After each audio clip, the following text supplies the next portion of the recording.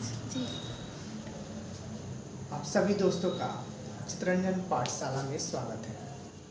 चित्ररंजन पाठशाला ये प्रतियोगिता परीक्षा जितने भी स्टेट लेवल के एग्जामिनेशन कराए जाते हैं, ये उसी के निमित्त ये चैनल बनाया गया है कि जितने भी बच्चे हैं, जितने भी प्रतियोगिता परीक्षा तैयारी करने हैं तो बच्चे अभी तैयारी कर रहे हैं, उनके लिए एक बढ़िया मंच प्रदान करके उनको हम उनके सिलेक्शन तक पहुंचा देते हैं। तो बिना देरी किए हम लोग स्टार्ट करते हैं। इस टाइम अभी तत्काल में FCI की नोटिफिकेशन आई है और FCI को ध्यान में रखते हुए, फूड कॉरपोरेशन ऑफ इंडिया, उसको ध्यान में रखते हुए हम लोग तैयारी आगे करेंगे। हम लोग 3 स्लॉट बनाएंगे तैयारी के लिए, पर डे के लिए।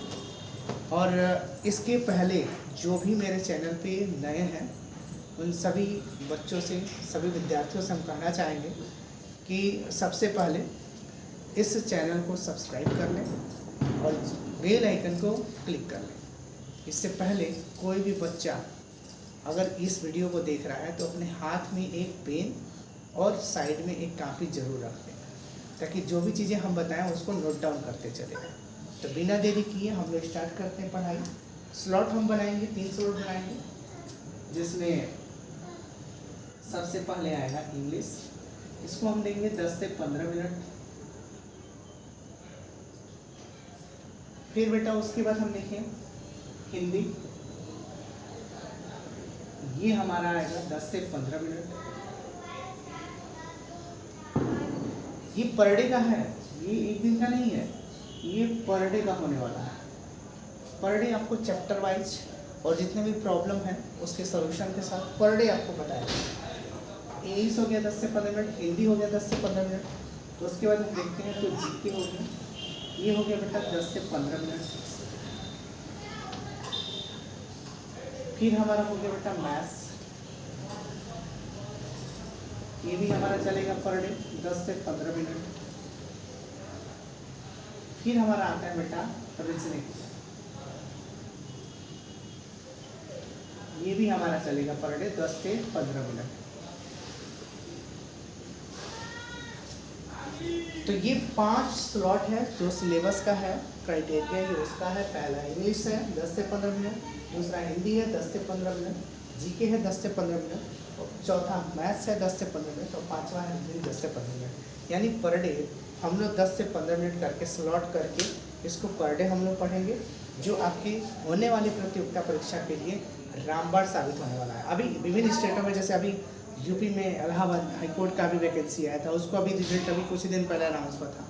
तो इस चीज़ को हम लोग धारा प्रभाव पढ़ेंगे, हर स्टेट के बारे में देखेंगे, कौन से स्टेट में कौन सी वैकेंसी आने वाली है, तो उसको ध्यान में रखते हुए हम लोग अपनी स्टडी को आगे बढ़ाएंगे। जैसे अभी देखा जाए तो यूपी है, बिहार है, राजस्थान है, मध्य प्रदेश है, तो ऐसे तमाम स्टेट हैं जिनकी वैकेंसियाँ लगातार आ रही हैं। तो आप लोग लगे रहिए पढ़ाई में, जो भी पढ़ाया जाए इस चैनल के माध्यम से आप लोग इसको तैयार कर करेंगे। तो बिना देरी किए हम लोग इंग्लिश से स्टार्ट करते हैं। सबसे पहले आइए हम इंग्लिश के बारे में पढ़ते हैं।